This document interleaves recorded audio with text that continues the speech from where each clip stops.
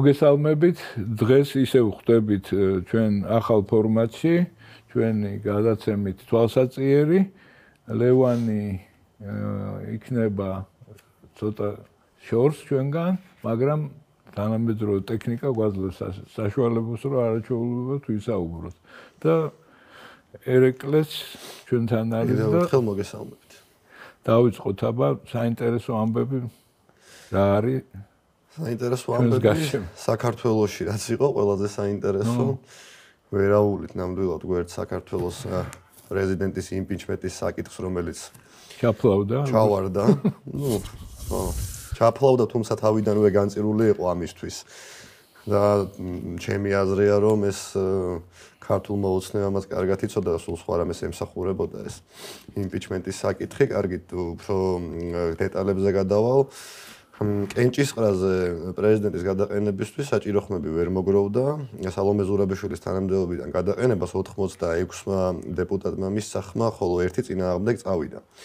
კენჭისყრა იყო ფარული და პრეზიდენტის იმპიჩმენტისთვის პარლამენტის სრული შემადგენლობის 2/3 ხმა იყო საჭირო, ანუ 100 ხმა იყო საჭირო და რეგისტრაცია გაიარა სულ რაღაც 90-მა დეპუტატმა. სწორედ ამიტომ თქვი, რომ თავიდანვე განწირული იქნებოდა თავისთავად ეს იმპიჩმენტის საკითხი ოპოზიციის ნაწილი მათ შორის ნაციონალური მოძრაობის წარმომადგენლები დარბაზში არ იმყოფებოდნენ და შევახსენოთ მაყურებელსაც რომ პრეზიდენტის იმპიჩმენტის საკითხზე მომხსენებელი საპარლამენტო უმრავლესობის ლიდერი ირაკლი კობახიძე იყო რომელმაც ის არგუმენტები წარმოადგინა რაც მართველი პარტიის მხრიდან პრეზიდენტის იმპიჩმენტის პროცედურის დაწყების საფუძველი გახდა ну ეს ეხებოდა საზღვარგარეთ ვიზიტებს და ასე შემდეგ თავრობის ნებართვის გარეშე. ну რავი ხა გამარჯობა პატრიცემულ საზოგადოებას შოთა და ერეკლე მიხარია რომ ისევ ერთად ვართ. ну რავი ახლა იცი რა ძალიან ადვილია ხორხოცი აი ამაზე ყველაფერზე. მაგრამ ეს ხო ხორხოცია ჩვენი ქვეყნის სავალალო მდგომარეობაზე, ამიტომ მე ვეცდები ძალიან მოკლედ შევაფასო ჩემი შეხედულება ამ მოვლენის თაობაზე, რომ გამოდის, რომ ის ადამიანები, ვინც არიან კონიუნქტურის ისეთივე მსახურები, როგორიც თქვათ, მათი წინამორბედები კომპარტიის მმართველობის ხანაში, ანუ ისინი ემსახურებიან ერთ კონკრეტულ იდეოლოგიას. რომელსაც ქვია ადრე ერქვა კომუნისტური, ახლა ქვია ლიბერალური და ამ ეს ორივე იდეოლოგია ერთნაირად ემტერება ეროვნულ იდეოლოგიას და ამ იდეოლოგიის ფარგლებში უბრალოდ ერთმანეთს ყელებს წრიან და საპირისპირო დიცვლიან პოზიციებს, შეფასებებს ერთმანეთის შესახებ, იქიდან გამომდინარე ვის რა აწყობს სკამის და ძალაუფლების მორგების პირობებში. აქ ჩვენ არა გვაქვს საქმე არავითარ პრინციპულობასთან. ის ირაკლი კობახიძე, რომელმაც წარადგინა სალომე ზურაბიშვილი ქვეყნის წინაშე და აქო და ადიდა და იძახდა, რომ ეს იქნება ის კანდიდატი, რომელიც ღირსეულად ემსახურება ჩვენს ქვეყანას. გამოდის ურცხვად რამდენიმე წლის მერე და ამბობს რომ შეგვეშალა ბატონო უღირსი და ხო და თუ შეგეშალათ რამდენი უნდა შეგეშალოთ ბატონებო ბიზნეს მიმართავ და ირაკლი კობახიძის მე პირადად რაღაცა უნდა მჯეროდეს ლევან ბიზინა ხო არ არის შვილი შეგეშალათ მარგვილაშვილი ეგეც ხო ტყუილია რომ ბიზინა არ არის ანუ სულ ტყუილში ვარ ეგ არის ძალიან მაგარი პიარია რომ ბიზინა თან არის და მთელი ამ ჩვენი თუნდაც ის ვინც ეროვნულ ფლანგზეა ან გონია რომ ეროვნულ ფლანგზეა და იბრალებს ხო ეხლა არავისთან არ მინდა არც კრიტიკა და არც დაპირისპირება ყურადღებით უსმენ რამდენზეც დრო მყოფნის და სად არის ბიზნეს კრიტიკა იმიტომ კი არა რომ მე პირადი რამე დაპირისპირება მინდა ოცნება მე ოცნება ვინაა მაგის ბატონ პატრონი ვინაა მაგის ეს რაღაც უმისამართო ესეთი უკბილო კრიტიკა გესმის რომ ისა რა ქვია მოდი ახლა შევდგეთ კობახიძეს კობახიძეს რა შევდგე რა ხალხმა აირჩია დღეს იმ დღე გუში როევნეო და თქვენ არ უნდოდით ხალხს აერჩიეთო და ჩვენ ავარჩევიეთ ჩემი თავიო ჩემი შენ გითხარიო და შენ ვინ აგირჩია თუ ძმა ხარ რა შენც იგივე არა ხარ ზუსტად და საერთოდ ყველა ვინც ბიზნეს ქვეშ არის ხო ანუ ბიზნეს ხალხმა ანდო მანდატი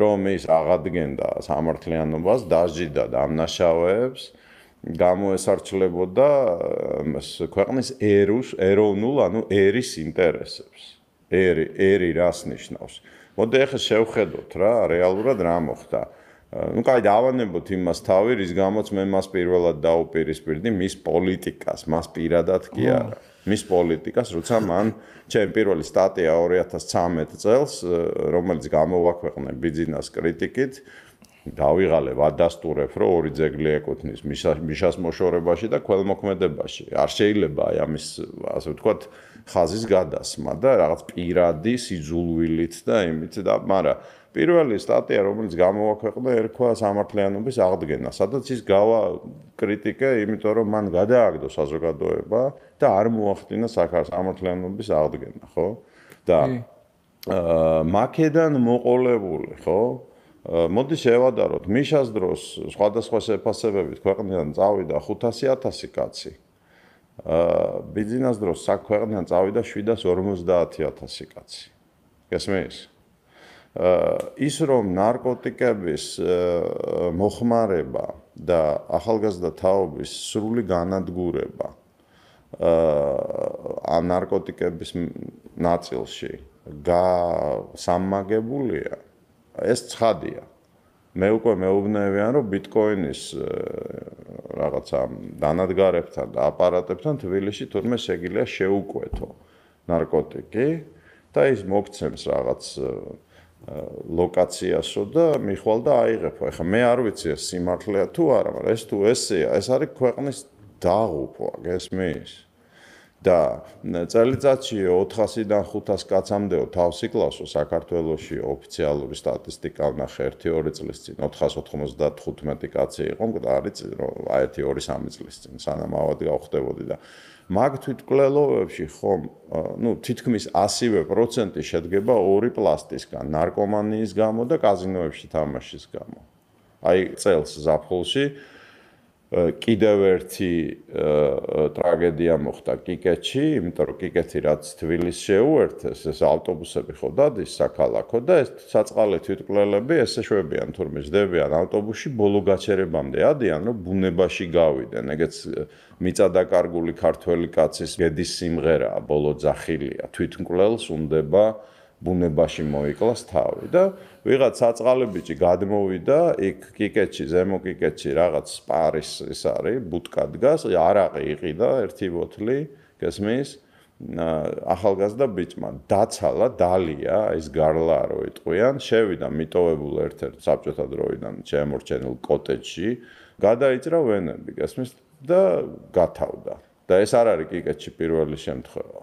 ხო და რაში ვაში ახლა ჩემთვის სალომეს აირჩევენ თუ გადაირჩევენ თუ რას იზავენ რა და ის ხალხი ვინც თქვათ ირაკლი კობახიძე არისო არ მიყვარს ეს პირადი და მაგრამ ირაკლი კობახიძე არისო ეროვნული ცნობიერება საერთოდ არ ვიცი რა არისო და ძალიან სახიფათო რამე არისო და მაშინათვე ვთქვი რომ შეკაცო ან არიცი ან იცი და სახიფათოდ მიგაჩნია ორივეს როგორ ამბობ ჩემთვის ორივე მიუღებელია როგორ შეიძლება და ეხა ეგ კაცი რო ეროვნულ ინტერესებს ესარჩლება ვითომ რომელს დაუჯერო გესმის და ამიტომ მე არა ვარ მომხრე ეხა შევდგე ამ სალომეს რომელსაც 2021 წელს მოუწოდე გადამდგარიყო იმიდან რა თავს ნუ ვირცხონთ მეთქი ეხა მე რა სალომეს ადვოკატი ვარ კაცო არაფრით არ შეიძლება და მასეთი წარსულის წარმომავლობის მენტალიტეტის ადამიანის პრეზიდენტად წინ წამოწევა, მაგრამ მე სხვა რამეს ვიძახი ბოდიშოთა რომ გაგაწყვეტინა და ცოტა გაამიგრძელდა რა. მე ვიძახი რომ თლიანად უბედურება და ამ უბედურების სათავეში ჩემ და სამწუხაროდ დგას ბიძინა ივანიშვილი. ანუ ეს არის ანტიეროვნული პოლიტიკა, რომელმაც დაცალა ქვეყანა, გესმის? მოგეცითო ვიზო მიმოსვლა, წაით იმუშაოეთო და წავიდა ხალხი რად მუშაობს, ჩვენ არ ვიცით? და ეხა მე უნდა ვუგულშემატკივრო თურმე. ამათ როგორ ვერ გადააყენეს და რა ჩებს რა მნიშვნელობა კაცო. რა ცოცხებს არ გიყრითო და ესა ბანდლიერები იყავდა ერთი წუთი. შენ თუ მეტი ხალხი გააქციე ქვეყნიდან შენი მმართველობის დროს, ვიდრე მიშამაც თვით ანტიადამიანმა მიშამაც კი, ხო? როდემდე ვიყო მე შენი მადლიერი, რომ შენივე თავი არ შეაკალი იმას, რა ქვია, რუსის ჯარს. ამიტომ მე ყველა ეს ფარსი, აი მე მინდა რომ ჩვენ ესე, მე ესე ვუყურებ რა და მე მგონია რომ ჩვენი საზოგადოების დიდი ნაწილი ეს ფარსი ჩემთვის ერთი ნაგავის, პოლიტიკური ნაგავის, ხა პირადი ის არ მინდა არავის მივაყენო. მანიფესტ ის ვინც სალომეს მხარს უჭერს, ну ჩემთვის გასაგებია ხალხი ვინც არის და ის ვინც ეხა მას და აკრიტიკებს ბიჭო თუ კრიტიკა გინდა ხო გაიკრიტიკეთ თქვენი თავი და თქვენი უფროსი რომელმაც ქვეყანაში შექმნა ტყუილის და ამორალურობის აბლაბუდა და რამდენი მორალური წესიერი ადამიანი ვიცი ჩემ გარშემო რომელიც სრულ აფსაიდშია მარტო იმიტომ რომ არიღებს მაგათგან ჯამაგირს რა. ამიტომ ჩვენ გვაქვს საქმე უზნეო მმართველობასთან, რომელიც ორსახოვანია, ორი სახე აქვს რა. ჩვენ საქართველოში ლიბერალიზმს აქვს ორი სახე. რა ქვია, აგრესიული მანიაკების და ფლიდი აფერისტების, ესე ვიტყოდი რა. ხო და რატომღაც ახლა მე მეუნევიან რომ ეს ჯობია იმას, ორივე ვარიაციებია რა და ამიტომ მე საერთოდ აი გული მტკივა, თავი მტკივა, ყველა ამის ყურება აღარ შემიძლია. მე ჩემი ვერსია მაქვს, მაგრამ აღარ ვიტყვი, მაგას მოკლედ ვიტყვი. მე სულ არ მგონია რომ მათ რომ დომოდათ მისი გადაყენება, ისინი ვერ მოაგროვებდნენ ათხმას დამატებით. მე მგონია რომ ეს რაღაც უფრო სხვანაირ თამაშის ნაწილი. თავიდანვე ყობახი. ნუ მე არ ვიცი ხა მაგაზე არ მიფიქრია. მოდი შეერეკლე. ეგ საინტერესოა. ხვდები შენ რასაც გულისხმობ, მაგრამ ისე იქნებ გაგვიშიფრო, გავუშიფრო. ნუ აი ძალიან მოკლედ ვიტყვი. ეს არც მაგას არ გამოვრიცხავ და ეგ კიდევ ერთხელ ადასტურებს რაც ეხლა ვთქვი, რომ ეს არის აფერისტების ისა რა. პლიტი ტიპი. აფერისტანი ხო რა. ნუ აი თქვი აბა რა გაგვიშიფრო. აი მარტივად არ მინდა დიდ დრო დავიკავო, მარტივად ეგ არის საჭირო იმისთვის, რომ შემდგომში რომ დაგეგმილი სააკაშვილის გამოშვება, შეწყალება იყოს გამართლებული, ვითომ იმ ადამიანებმა არ მისცეს ხმა მის იმპიჩმენტს და ამიტომ მან სანაცვლოდ გამოუშვა სააკაშვილი. აი მარტივ რაღაც ვამბობ. ხო, ეგეთი ცუდი დადგმა. როგორი მაგარი აფერისტიც არ უნდა იყოს, აი ეს 90-იან წლებში, როცა ხალხი პირველ ფულს შოულობდა. აი ეს რა ქვია, სათითეებით რო ვაგზლებთან, რკინიგზის მეტროს სადგურებთან. ხო იცი ესა, რომელში დევს ბურთულა, რომ გამოგეცნო. ხო გახსოვს, ახლა ჩვენ ეს ქართული ტერმინი არა გვაქვს, რუსებში 90-იან წლებში მაგათ დაარქვეს ნაპერსტაჩნიკი. ხო.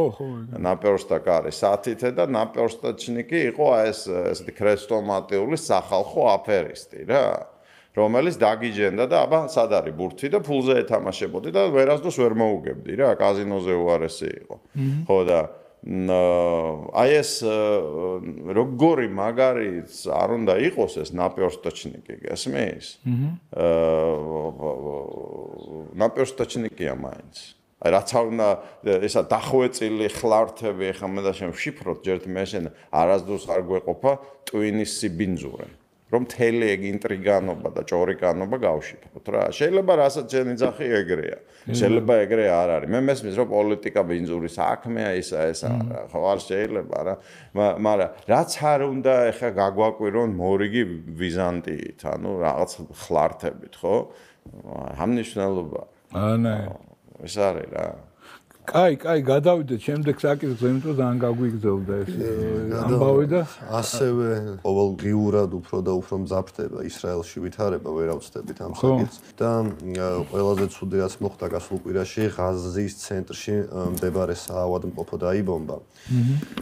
სადაც დაიღუპა 500 სულ მცირე 500 ადამიანი და ამ ამბავში ყველაზე ცუდი და ამავდროულად საინტერესო ისაა, რომ რამდენიმე მხარე აბრალებს ერთმანეთს ამ თავდასხმას.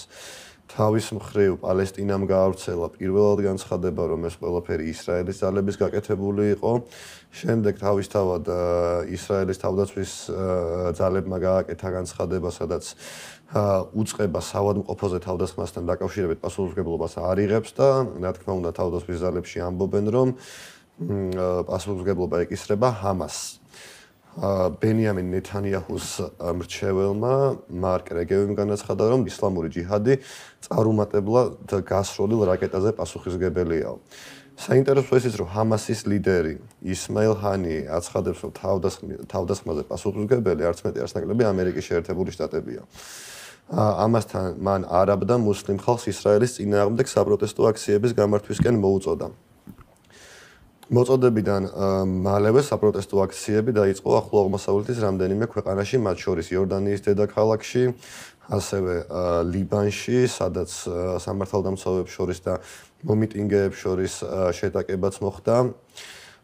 ასევე საინტერესოა ის ფაქტიც, რომ საპროტესტო აქციები დაიწყო ევროპის ქვეყნებშიც, საბერძნეთში, მათ შორის ხდება ეს მასშტაბური აქციები, იმართება, ასევე ხდება წერტილოვანი თავდასხმები, ასე ვთქვათ, ტერორისტულ აქტად წოდებული. ერთ-ერთი იყო ის საფეხბურთო მატჩის წინ მკვლელობა ბელგიაში, როდესაც შვედეთის მოქალაქეები მოკლა ტერორისტმა და საპროტესტო აქციები გაიმართა ასევე თეირანში, საფრანგეთისა და ბრიტანეთის საელჩოებთან. მე მოკლედ ვიტყვი, რომ სამივე ვარიანტი შესაძლებელია სამწუხაროდ. ანუ ისიც რომ ისლამური სამყაროდან რომელიმე ძალას თვითონ აეფეთქებია. მეორე რომ ისრაელის სახალს განზრახა ეფეთქებია და მესამე რომ შემთხვევით მოერტყათ, თუმცა ეგ ნაკლებად სარწმუნოა. ეხლა ეს ჰოსპიტალი არის ღაზას სამხრეთში. საითაც უთხრეს გაიქეცითო მოსახლეობა რომ გააფრთხილეს ჩრდილო ღაზა დაცალეთო გაიქეცით ღაზას სამხრეთშია და იქ აუფეთქეს ეს ჰოსპიტალი. ეს ძალიან საგულისხმო რამეა რა და ეხლა როდესაც ესეთ სისასტიკესთან გვაქვს საქმე, ხო? ომი როცა იწყება, ანუ იქ საშინელებები ხდება ორივე მხრიდან ჩვენ ეს ვიცით. ეხლა ჩვენ დავგმეთ უკვე ეს მოსახლეობის ხოცვა ჰამასის ტერორისტების მხრიდან ისრაელის მოსახლეობის და კიბუცების და მაგას აღარ გავიმეორებ რა, გასაგებია რომ სრულად მიუღებელია, მაგრამ აქ დღეს ვიტყვი რომ ღაზა რაღაცით გავს თანამედროვე საქართველოს და აი რატომ? აი როგორც ჩვენ გამოგვყარეს აფხაზეთიდან და ჩვენთან ყოველი დაახლოებით მე-7 მერვე ადამიანი არის დევნილი აფხაზეთიდან და ცხინვალიდან მარტო იმიტომ რომ ქართველია. ესმის? ღაზაში 70% ვინც ცხოვრობს დღეს დაახლოებით გამოყრილი არის დანარჩენი თანამედროვე ისრაელის ტერიტორიებიდან. ანუ 2.3 მილიონიდან დაახლოებით 1.5 მილიონის მოსახლეობა, ხო, ღაზაში. არის გამოყრილი დანარჩენი ტერიტორიებიდან, სადაც პალესტინელები საუკუნეები ცხოვრობდნენ, მოყოლებული 1948 წლიდან. აი თუ ჩვენ 1992 წლიდან გამოყვარეს იქიდან. ესენი გამოყარეს ცოტა უფრო ადრე. ორივეს ვიდეო კადრები გვაქვს. და ეხლა შენ წარმოიდგინე, რომ დანარჩენ საქართველოში, აი როგორც ღაზაში, გარშემო რომ დაგვარტყან, ვინც გამოყვარა არანაწილობრივი ისა, რა ქვია, აი ამ მავთულხლართებიანი, ან მთელ საქართველოს რო დაარტყან ღობე. და როცა ვინმე ავად გახდება და გასასვლელი იქნება დანარჩენი საქართველოს, იმიტომ რომ აქ არა გვაქვს მაგის მსგავსი, ვთქვათ, მედიცინა, ხო? არ უშვებდნენ გარეთ.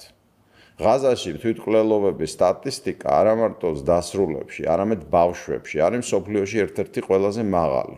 იმიტომ რომ 12-დან 40 კილომეტრზე ტერიტორიაზე ხალხი ცხოვრობს რეზერვაციაში, საკონცენტრაციო ბანაკში.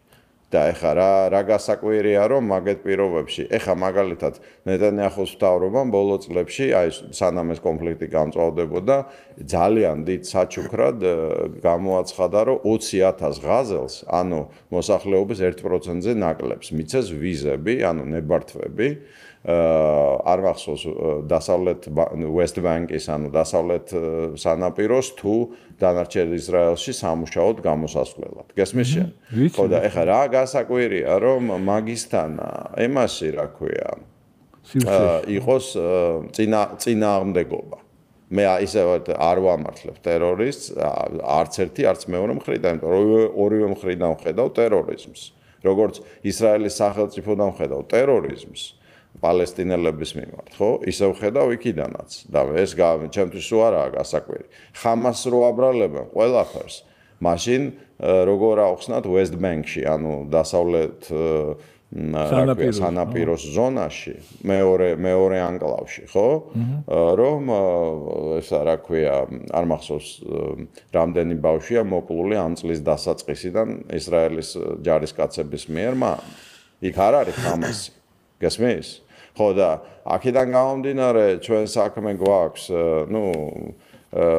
ამ ესხატოლოგიურ კონფლიქტთან, რომელსაც ამ არსებულ პოლიტიკაში ისრაელისა, პალესტინელი ხალხის მიმართ არავითარი პერსპექტივა არ აქვს და თუ გადავწყვიტავთ რომ ამაზე ვისაუბროთ ჩვენს სტუმართან ერთად, გამოვიხილოთ უფრო ეს ერთად გადავწყვიტოთ ლევან, თუ შენ თვლით უფრო საინტერესო თემა თუ მოუკვდე აი ამ იმით რაღაც ბოდიშები, არაფერი ბოდიშები ჩვენ არა გვაქვს სახდელი. ჩვენ უნდა ვიყოთ ობიექტურები და ესა რა ქვია, ვხედავდეთ ორივე მხარის სიმართლეს და უბედურებას. მე მიმაჩნია აი აქვე ვიტყვი რა, მე მაგალითად მიმაჩნია რომ ებრაელ ხალხს ვისაც უწერია თავის მთავარწიგში და მათ შორის ნაწილობრივ ჩვენ მთავარწიგში, ანუ ბიბლიაში, რომ ისინი იქ ცხოვრობდნენ, ეს მათი ათმული მიწა, აქვს უფლება მან ცხოვრობდნენ და ქონდეთ სახელმწიფო. მაგრამ ზუსტად მასზე პალესტინელებს, რომლებიც იმაში რა ქვია, ბიბლიაში ფილისტიმელებად მოიხსენიებიან, ხო? აქვთ უფლება მან ცხოვრებისა და საკუთარი სახელმწიფოს ქონისა.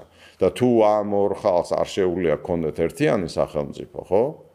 მაშინ რა ხდება? მაშინ ხდება გაყოფა ორ სახელმწიფოდ, როგორც თავის დროზე გაყვეს ესა რა ქვია, უკრაინა და რუსეთი. ესა რა ქვია, ისინიც სემიტები არიან, ესენიც სემიტები არიან. ისინიც სლავები არიან, თან აღმოსავლეთ სლავები, ესენიც სლავები არიან. მაგრამ არც ერთს არ აქვს უფლება უთხრას, რომ წადი აქედან. და ეხლა მე ჩემ წუწუნს აქ რა მნიშვნელობა აქვს, მაგრამ მე ვერ ვიტან ცალმხრივ იდიოტურ იმებს რაღაც პროპაგანდისტულ ფარჩაკულ იმებს რაღაც პოზიციებს ქართველების მხრიდან არ შეიძლება შენ ამ კონფლიქტში აიკრა ან რუსეთის ან უკრაინის დროშა ან ღაზას ან ისრაელის დროშა რა შენ ხარ ქართველი შენ უნდა გქონდეს შენი დროშა გასმის შეიძლება ერთს უფრო ემხრობოდე მეორეს ეგ შენი პრობლემაა მაგრამ ეს ბრმა იმის CNN-ის ან BBC-ის კორესპონდენტივით ან ხამასის ტერორისტივით გინდოდეს ერთი მხარის ამოხოცვა გესმის ახლა მაშინ კი ბატონო მიბრძანდით და მოусმინეთ პროპაგანდისტულ არხებს. ამავე თემის გაგრძელება ირანი კიდევ უფრო აქტიურად ერთვება ამ საომარ მოქმედებებში და ირანის საგარეო საქმეთა მინისტრი გამოვიდა და მოუწოდა არაბულ სახელმწიფოებს ისრაელს სანქციები დაუწესოს. სააგენტო როიტერმა გავრცელა ამ შესახებ ინფორმაცია, რომ ირანი ასევე მოითხოვს, რომ არაბულმა სახელმწიფოებმა საკუთარი ქვეყნებიდან ისრაელის ელჩები გააძევონ და ისრაელს დაუწესდეს ემბარგო ნავთობზე. დიპლომატმა ამ მოწოდებით ისლამური თანამშრომლობის ორგანიზაციის წევრ სახელმწიფოებს მიმართა და ცნობისთვის ისლამური თანამშრომლობის ორგანიზაციის საგანგებო შეხვედრა საუდის არაბეთში იმართება, შეხვედრის მონაწილეები კი ისრაელსა და ღაზის სექტორში არსებულ ვითარებას განიხილავენ. შემდეგი ეგეც ერთი კონტექსტია და ეგ ალბათ ერთი თემა ალბათ ხო. ხო, კი და არა, აი წინა ბლოგზე დავამატებდი რომ აი ის ვინც იბრძვის თქვათ, თხის ძმები იყვნენ ჩვენი თუ ვინც ჩვენი მხრიდან აფხაზეთში, ხო? აი ესეთ ღაზასთან ანალოგიას მოვიყვან. ჩვენთვის არიან პარტიზანები, ხო. ხო, და იმ ხარისთვის ტერორისტები. ხო და ესეა აქაც რა, ეხლა ვინ იქნებოდა ჩვენ რო ღაზაში გვეცხოვრა მთელ საქართველოს და ვინ იქნებოდა ჩვენთვის ის კაცი, ვინც იბრძვის, ხო? პატრიოტი, ხო ეგრეა, ხო და ეხლა ირანის ჩართვას რაც ეხება, ნუ აქ სამი შრე არის, ერთი არის შევლენ არ შევლენ სახმელეთო ოპერაციით ღაზაში და მე მგონი ისრაელს სამწუხაროდ არჩევანი არ აქვს და ისინი აუცილებლად შევლენ და ნუ მგონია რომ ძალიან მძიმე ბრძოლები ექნებათ, იმიტომ რომ ეს არ არის ყველაზე მძიმე მე ხა სამხედრო არა ვარ, მაგრამ ისევე როგორც ყველას ვინც აზროვნებს, ვკითხულობ, სწავლობ და მაინტერესებს ეს თემა და ნუ ყველა თანხდება რომ urban warfare, ანუ საქალაქო ბრძოლები, ხო? არის ყველაზე მძიმე ფორმა ბრძოლების, აგერ ბახმუტს შეაკლეს რუსებმა და უკრაინელებმა რამდენი ხალხი და გროზნო ვერც აიღეს რუსებმა. მეორე ბახმუტში 80,000 კაცი დაიხოცა თითო. ხო, აი გროზნო ვერ აიღეს რუსებმა მეორე ჩეჩნეთის ომის დროს და უბრალოდ მიწასთან გაასწორეს და დაიღუპა 240,000 ადამიანი. მაშინ. და მარტო მასე აიღეს. ანუ შენ ვერ შეხვალ ქალაქში, რაც არ უნდა მაგარის ვესნაზე ყავდეს და ესა და ვერ გაწმინდავ თითოეულ სახლს. იმიტომ რომ იმ ადგილობრივებმა უკეთიციან ყველაფერი გამზადებული აქვთ იმიდან ნაღმებიდან დაწყებული 1000 ხრიკით დამთავრებული და ნუ ამიტომ სახელმწიფო ოპერაცია რა თქმა უნდა ამიტომ სახელმწიფო ოპერაცია ემაში რომელიც ისრაელი ხა ნუ უბრალოდ იძულებულია და ვალდებულია ჩაატაროს სხვა გზა არ დაუტოვეს არის გარდაუვალი. ეს ნიშნავს, რომ გარდაუვალია გიგანტური მსხვერპლი, იმიტომ რომ ღაზას მოსახლეობა არ გადის, ჯეთი ვერ გადის, სად გაიქცა სამდენი ხალხი და მეორესეთი არ გადის, იმიტომ რომ ამათმა შეთავაზეს გადითო გავასწორებთ მიწასთან და მე აგიშენებთ და უკან დაგიძახებთ. და არაბები იძახიან, კაცო, ეგ კინო ჩვენ ნანახი გვაქვს უკვე. მასე აღმოჩნდით ჩვენ ღაზაშიო იმ ტერიტორიებიდან, რომლებიდანაც 48 წლიდან გამოყვარეთო. და მაგასაც არ გვაკმართო და West Bank-ში შემოდიხართ და ეგრეთ წოდებულ არალეგალურ სეტლერების დასახლებებს გვიკეთებთო და ეხლა ჩვენ თუ აქედან ავიყრებით, ჯერ წავიდეთო და მეორესეთი ვიცით რომ უკან არ დაგვიძახებთო. ამიტომ იქიდან არავინ არ გაიქცევა, ეხლა ვიღაც ქალები და ბავშვები და რაღაც ნაწილი გადის, მაგრამ ესა 2000 კაცი დღეში, მაშინ ეგვიპტის მიმართულე ეგ რა არის. ხო და ანუ ავანტყოფები, მოხუცები, არ ვიცი, ვისაც მოასწრებენ და დანარჩენი ხალხი შეაკლავს თავს რა. და ამიტომ მანდ იქნება გიგანტური მსხვერპლი ორივე მხრიდან, სახალის მხრიდანაც და პალესტინელების მხრიდანაც და რაც უფრო დიდი მსხვერპლი იქნება, მით უფრო ჩაერთვება ისლამური სამყაროს დანარჩენი ნაწილები. ნუ ჰეზბოლამ პირველი მოდი ასე ვთქვათ ხაზი იმის ისლამური სამყაროს ჩარეულობისა თუ მეორე ამ შემთხვევაში პირდაპირ თქვა როგორც კი დაიწყებთ იმას სახმელეთო ოპერაციას ღაზაში ჩვენ დავარტყავთ ჩრდილოეთ ისრაელს და ნუ ბევრი ანალიტიკოსი ამ დღეებში ვისაც უსმენ და უკითხულობ ამბობს რომ ისრაელს არ აქვს ძალა ორ ფრონტზე იომოს ვერ გაკაჩავს და მაღალი ალბათობა რომ ჰეზბოლა მოახდენს ჩრდილოეთ ისრაელის ოკუპაციას ასეთ შემთხვევაში ნაწილის მაინც შეიძლება ხაიფამდეც მივიდენო და ნუ მესამე და ეხა ხამასი და ჰეზბოლა ნუ რო ადარებენ ერთი 10-თანაა სიმძლავრის თვალსაზრისით აღჭურვის რაოდენობის ასე შემდეგ ანუ ჰეზბოლა ძალიან სერიოზული ძალა ძირითადად ასე ვთქვათ განთავსებული ლიბანში ან ლებანონში და მხარდაჭერილი ირანელების მხრიდან და მესამე დონე ესკალაციის არის ირანის უშუალო ჩართვა, ანუ ისლამური რევოლუციის დარაჯების კორპუსი, მთელი ეს უდიდესი ძალა და ნუ მეოთხე ან მესამე და მეოთხე შეგვიძლია ერთ დონეზე ვთქვათ სირია, სადაც რუსების ბაზა, ჰოლანდის სიმაღლეები ეს საკამათო ტერიტორია და ნუ მანდ უკვე ლაპარაკი ახ გუშინ ჩემ ებრაელ მეგობარს ხდებოდი ერთად ვახშმობდით რომელიც მართლმადიდებელი გახდა მისი შვილი ჩემი ნათლულია და ძალიან ახლობელია ჩემი და ის მეუნეოდა რომ მე ვთქვა აი მეორე მესამე სართულზე რო ავიდეთ რა მოხდება მეთქი უამრავი ნაცსა ვიყავს ისრაელში ჩვენი საერთო ნაცნობები ასე შემდეგ მაშინ აი ახლა რა ქნასო ისრაელმა ხო არ მიცემსო თავს გასაგლეჯათო მაშინ გადავდივართო ბირთვული ომის სიტუაციაში ხო და ამიტომ ეს არის ის, რასაც ჩვენ ამდენი წელი ვიძახდით. გახსოვს ვამბობდი, რომ მე-20 საუკუნეზე სისხლიანი იქნება 21-ე, ერაყი, ავღანეთი მხოლოდ დასაწყისია, ამისი მოტივატორი არის ამერიკის შეერთებული შტატები ჩემ და სამწუხაროდ საგარეო ვალის და ეკონომიკური კოლაფსის გამო. სხვა ყველა არის ამის ფარვატერში მიყვება ამ პროცესებს, ეს არის გიგანტური პროცესები, რომლებიც გველოდება წინ და თუ ესაა მთავარი თემა, მოდი მეორე ნაწილში ამაზე ვილაპარაკოთ. არ ვიცი, შესაძლოა ეს იყოს მთავარი თემა, რადგან ახლა ვისაუბრებ სტუმართან ერთად განსახილველი ერთ-ერთი მთავარი თემა. მე მშრალად ჩავიკითხავ ამ ამბავს რუსეთის პრეზიდენტმა ვლადიმერ პუტინმა პეკინში ვიზიტისას. ჩინეთის პრეზიდენტთან გამართული მოლაპარაკებების შემდეგ განაცხადა, რომ რუსეთი და ჩინეთი იზიარებენ მისწრაფებას თანაბარუფლებიანი თანამშრომლობისკენ. გავრცელებული ცნობით რუსეთის პრეზიდენტს უკრაინის შესახებ სულაც საერთოდ არ უსაუბრია.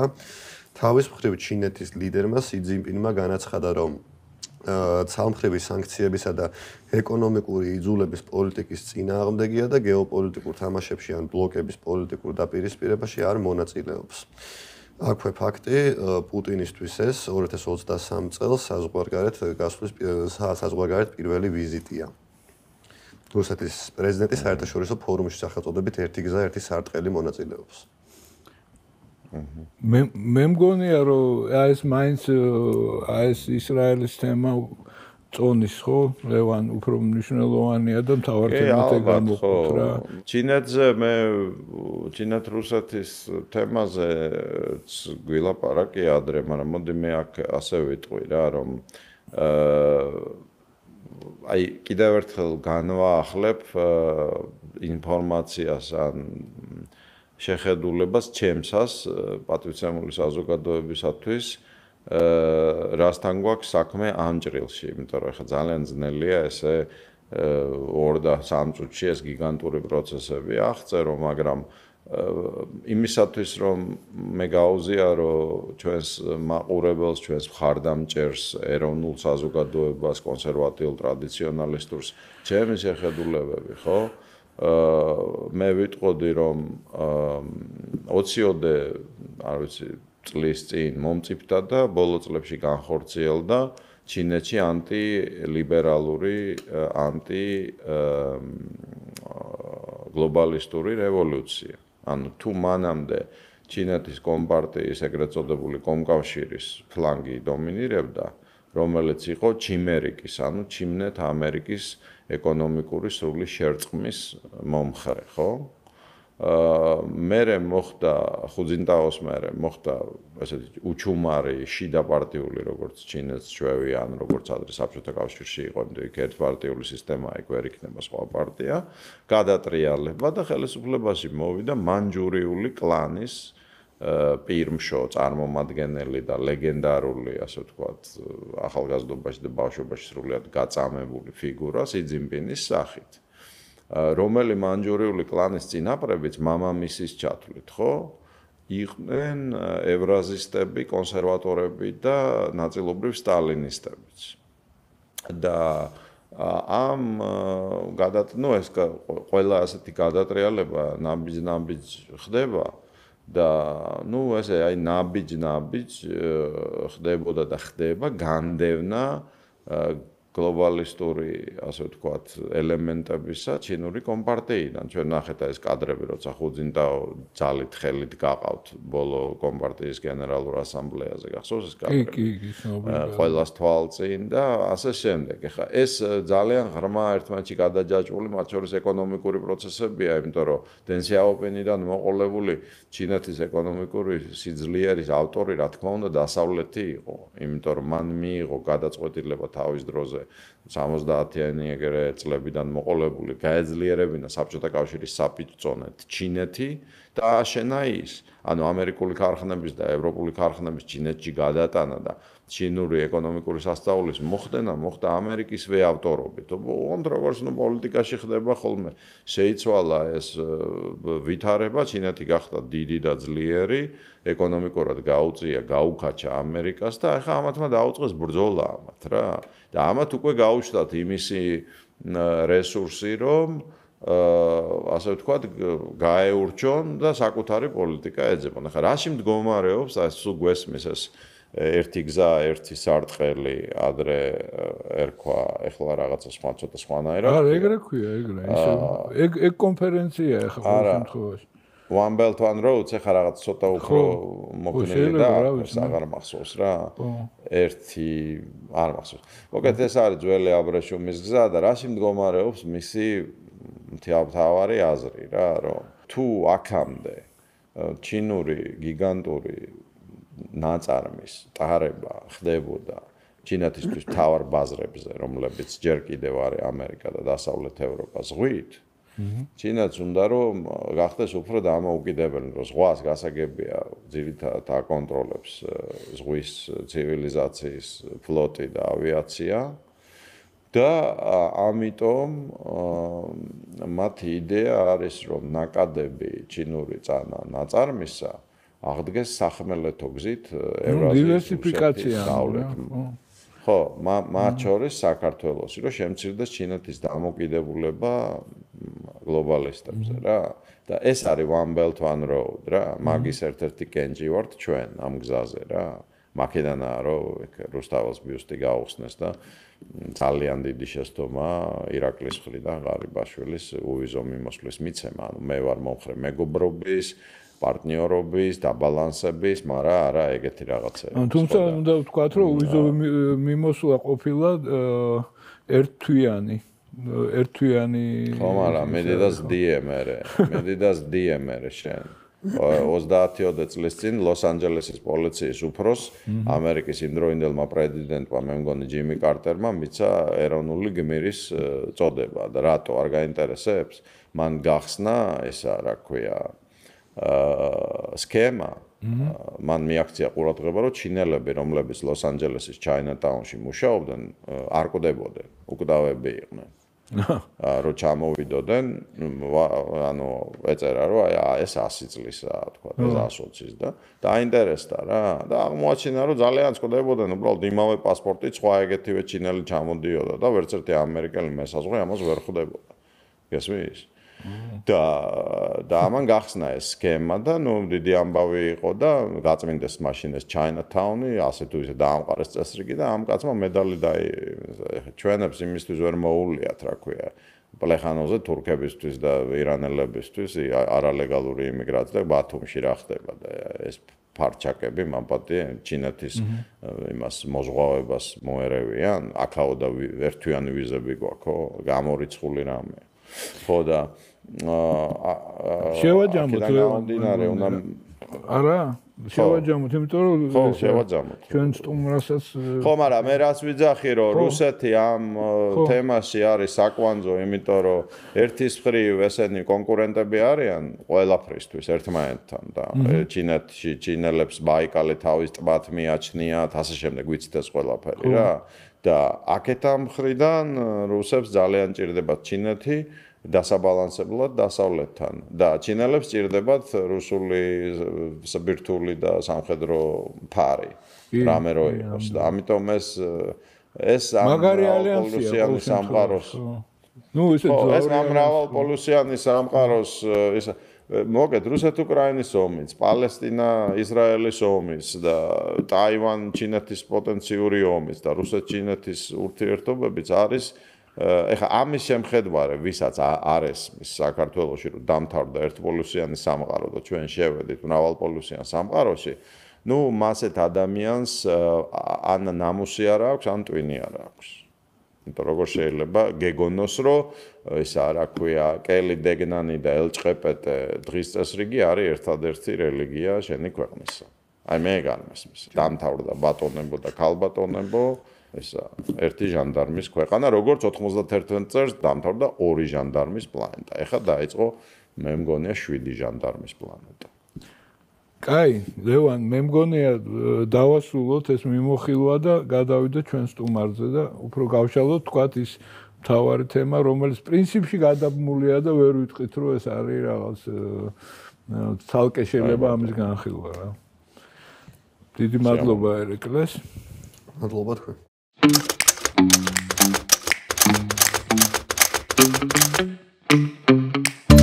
გამარჯობა მამუკა, დღეს ჩვენი სტუმარი ხარ ჩვენ გადაცემაში და ესეთ რამეს ვიფიქრეთ, რომ ერთად გადავწყვიტოთ ის თემა, რომელიც მთავარია. შენ უსმენდი ჩვენ პირველ ნაწილს და რამდენიმე მთავარი თემა გამოყო ერეკლემ და აი მე შენ და ლევანმა გადავწყვიტოთ რომელი თემაა. ისე გადაბმულია ერთი მეორეზე. გარდა ქალბატონ სალომეს თემისა, ხო? რომ პრინციპში შეიძლება ერთ კონტექსტში განიხილოს. ხო, მაშინ დანარჩენი სამი თემა ავირჩიეთ პირველს გავანებოთ. ხო, პირველს დავანებოთ თავი. გარდა ქალბატონ სალომეს კონტექსტის. ხო, გარდა სალომეს კონტექსტისა, აი სამი თემა თან შენ უფრო ახლო ხარ ამბებთან და მე ვიტყოდი ერთ რამეს, რომ მე ერთ რაღაც პატარა იმას მოვიყვან, როგორ უყურებ ამ კონფლიქტს, ვთქვათ, ხო? ბიბლიური სამსონის ისტორია თუ გახსოვს. ფილისტიმელებს რომ ვირის ძვალით თუ ხმით რომ დაამარცხებს და მე დაანგრევს იმას რა ქვია ხრამს და თვითონვე მოექცევა მე ამ ხრამის ნანგრევებს ქვეშ და დაიღუპება. ხო და აი რაღაცა ეგეთი ის მახსენდება. ამ ბრძოლაში თვითონ ეს ძლევამოსილი სამსონიც არ დაიღუპოს რა. და ეს ეგეთ რამეს წაუმწვარებდი ამას. აი რას ფიქრობ? რა გითხრა ახლა პრინციპში ეს რომ ერთი გეოპოლიტიკური ესე ვთქვათ ჯახის ნაწილია. ფაქტია, ხო? რაც ხდება, რაც იხდება კი, რაც ხდება აქ სამხრეთ კავკასიაში, უკრაინაში, ახლო აღმოსავლეთის ამ ნაწილში. გასაკვირველი ეს არის მსხვილი პოლიტიკური მოთამაშეების დაპირისპირების შედეგი. და ყველა ამ შემთხვევაში, რაც ზედაპირზე ერთი შეხედვით ძევს, ამის უკან დგას ამ მსხვილი პოლიტიკური ინტერესის და მოთამაშეების ინტერესები. ხო და ეხლა რომ მაგათალი გითხრათ, მიუხედავად იმისა, რომ ჩვენ შეგვიძლია ვინერვიულოთ მოქალაქეებზე უკრაინაში, ღაზას სექტორში, ისრაელში, სამხრეთ კავკასიაში, არავის არ აინტერესებს ამ მოქალაქეების ბედი. ეს ყოველთვის პატარა ადამიანის ხალხები, ჯგუფები ადამიანების არის პოლიტიკური სპეკულაციის საგანი. აი ახლა მაგალითად ჩვენ ვლაპარაკობთ დევნილებზე გაუთევლოდ, როცა გვჭირდება მაშინ. აი მაგალითად ყარაბაღიდან ისე გამოვიდა 100,000 კაცი, რომ მანამდე ყური არ გაუპარტყუნები ახლა. არავის გაი რომ რაღაცა რეზოლუცია მიიღო, როგორც ის ხო, ერთი საწყალი ბოდიში გამომარჯოს მამუკას კიდევ ერთხელ. ხო, გეტახო, ერთი საწყალი ჩემი მეგობარი რუბენა დაიჭირეს ვარდანიანი, რომელსაც თავის დროზე მე ცოტა მკაცრად გავუკეთე ტელემიმართვა და ძალიან დარდობ რა ხდება თორე ისე მართალი ხარ, ავიზღა ახსოვს დევნილები. ხო და ეხლა იქ მოკლედ აი ეს მინდა გითხრა ღაზას სექტორთან დაკავშირებითაც იგივე. ნუ როგორ ეხლა თვითონ არაბებს არ აინტერესებთ ღაზას სექტორის მოსახლეობა და ამ ღაზას სექტორის მოსახლეობას იყენებენ პოლიტიკური ვაჭრობის გამოსულ. ეხლა ნუ აი მიაქციეთ ყურადღება, ესე იგი პალესტინელების ბედით, განსაკუთრებით ღაზას სექტორის მაცხოვრებელი დაინტერესებული ირანი, თურქეთი ხამასთან თანამშრომლობს და კატარი. არაბული ქვეყნები და მარტო კატარი საერთოდ აფინანსებს. ხო და დანარჩენ არის საუდელების აფინანსებენ ცოტა ის რაღაცა, მაგრამ ნუ ეხლა პრინციპი სხვების, მაგრამ აი ეგვიპტელებს შაკეტილი აქვს მაგალითად ეს თავისი კორდონი და საზღვარი და არავის არ უშვებენ და არის. მოკლედ მე ის მინდა ვთქვა, რომ ჩვენ გლობალურად უნდა შევხედოთ ამას. და კიდევ გამომდინარე არის ფაქტი ეგეთი, რომ არავის არაფერი არ აინტერესებს უბრალო ადამიანების ფესგულისხმობ, ან ქვეყნების პატარა თვითონ მარტო სტალინი იყო, ხო? ჰა? გლეხკაცი თვითონ მარტო სტალინი იყო და ნუ ასე რომ უნდა ეხა როგორც აი მთელი ეს პალესტინელების ამბავი არის პრაქტიკულად ეს ერთი დიდი სპეკულაცია.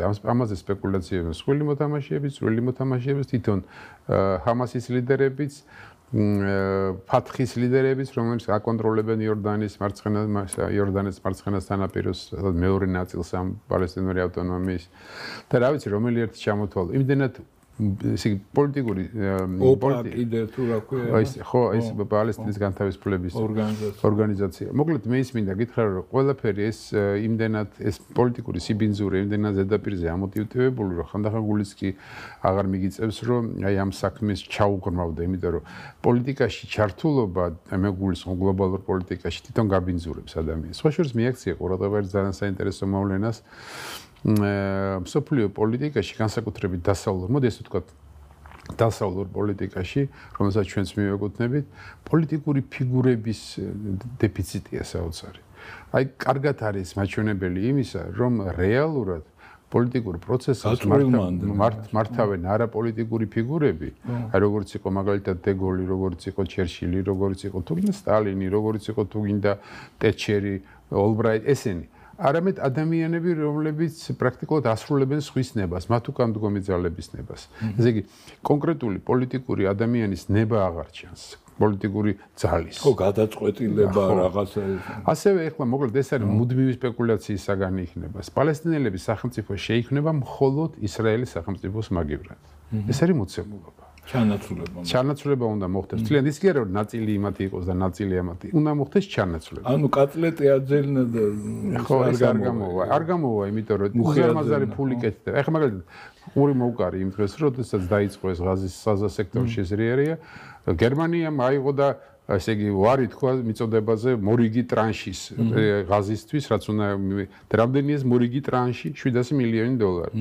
ესე იგი არანორმალური რაოდენობის ფული ჩაიყარა პალესტინაში, რომ აი ეს მდგომარეობა რო ყოფილიყო, რა მდგომარეობაც არის, რომ მუდმივი სპეკულაციის და ესე იგი ასე ვთქვათ ვაჭრობის საგანი ყოფილიყო ეს რეგიონი მთლიანად. არავის ახლა მე თვითონ ნამყოფი ვარ ღაზაში არაერთხელ. თან არა როგორც ტურისტი. კი, თვითონ ღაზაში, არა როგორც ტურისტი. არამედ როგორც საერთაშორისო, თქვათ, ჯგუფის წევრი. ძალიან კარგად ვიცი, რომ არავის არ უნდა და სახელმწიფო ინსტიტუტების აშენება. თუ იმდენად კარგად იყვნენ მოწყობილები, დახმარება, მუდმივი ყურადღების ცენტრში ყოფნა. სახელმწიფოს მშენებლობის პროცესი აქცევდა იქაურობას ერთ ორდინალურ ჩვეულებრივ პატარა სახელმწიფოებრივ წარმონაქმნად. ეხლა პრობლემაა მუდმივი. საერთოდ სოფლიოში პრობლემა თუ არ ჩაქმენი, არავის არ ახსოვხარ. მოკლედ ეს არის ჩემი შეხედულება, მაგრამ მე მინდა გითხრათ, რომ ახლა გავანებოთ ერთი წუთით ამ ღაზა სექტორს თავიდანვე ისრაელს. მე უბრალოდ ის მინდა გითხრათ, რომ ესე იგი პრინციპში ის რაც მოხდა დღეს ყარაბაღში, რაც მოხდა ახლო აღმოსავლეთის ამ ნაწილში, ეს რასაკვირველი ერთი მოზაიკის ნაწილია და მინდა გითხრათ, რომ აი კარგად გამოჩნდა ამ ფონზე რამდენად დიდი სურვილი იყო არის ახალი ფრონტების გასაგაჭაღებისა სხვადასხვა ზონაში ერთმანეთს საწინააღმდეგოდ. მათ შორის საქართველოშიც იგივე ხდებოდა თავის დროზე. ყოველ შემთხვევაში მე ამ შეხვედრის მონაწილე ვარ თვითონ, როდესაც აი ქართული მხარისთვის, ესე ვთქვათ, გარკვეული დაკვეთა ხდებოდა იმისა, რომ ზონდაჟი დაკვეთა კი არა, რომ აი ხომ არ ჩართულიყავით, ესე იგი ამ იმაში. ეს ჩემი დასავლელი ზოგიერთი კოლეგის ზონდაჟი იყო, ესენი არ იყვნენ გადაწყვეტილების მიღები, მაგრამ ყოველ შემთხვევაში თავისი აზრის გამოთქმის უფლება ჰქონდათ. ხო და აი ეს არის ეს ყველაფერი, ყველა ცდილობს, რომ დღეს შემოშლილი მსოფლიო წესრიგის პირობებში რაც შეიძლება უკეთესი ადგილი მოიზომოს სამომავლოდ მზის ქვეშ.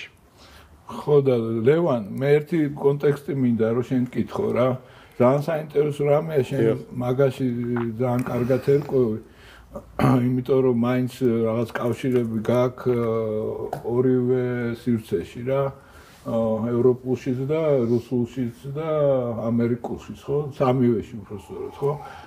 მე ხა მოვისმინე ძალიან საინტერესო აზრი მაგასთან დაკავშირებით, რომ ეს ყველაფერი კეთდება ამერიკის შეერთებული შტატების ჩანაფიქრია, რომ ევროპა ბოლომდე გამოწუროს და ევროპა დაიყვანოს ყუამდე, ასე ვთქვათ. მე ვთქვი ეგეთი რამე? შენ არა. არა, ეხლა მოვისმინე. არა, მე მოვისმინე ეხლა ხან. ეხლა ხან. არა, შენ არ გითქვამს ეგა და ვერ დაგაბრალებ მაგას, შეიძლება იზიარებ ამ. ხო და აი ბევრი აბრალებს ამას, რომ ეს ამერიკის შეერთებული შტატების პროექტია და ამ შემთხვევაში ისრაელი არის ერთგვარი მსხვერპლი ამ პროექტის. რას ფიქრობ? რა არის ამერიკის შეერთებული შტატების პროექტი? ეს არეულობის დაწყება ღაზაში და თვითონ ის სისტემა, რომელიც უზრუნველყოფდა უსაფრთხოებას ეს ისრაელის მასში ამერიკის შეერთებული შტატების წვლილი ამ სისტემის შექმნაში იყო ძალიან დიდი. იგივე ხელოვნური ინტელექტის გამოყენება და ამ შემდეგ და ამას ხამასი ვერ გამორთავდა. ეგეთი ისიც აზრიც არის რა. აი რას ფიქრობ მან?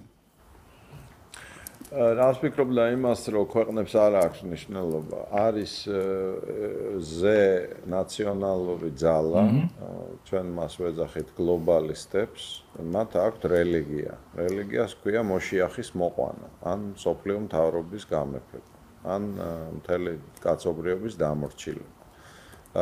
ის ფესვგადგმულია ამა თუ იმ ფორმით თითქმის ყველა ქვეყანაში, მაგრამ რა თქმა უნდა განსაკუთრებით ამერიკაში, ისრაელში და დასავლეთ ევროპაში. ვთქვათ, რომ მისი სტოვრები და წარმომადგენლები არ არიან საქართველოში, ან რუსეთში, ან თუნდაც ჩინეთში, ეგ არ შეიძლება. ეს არის ერთი პარტია.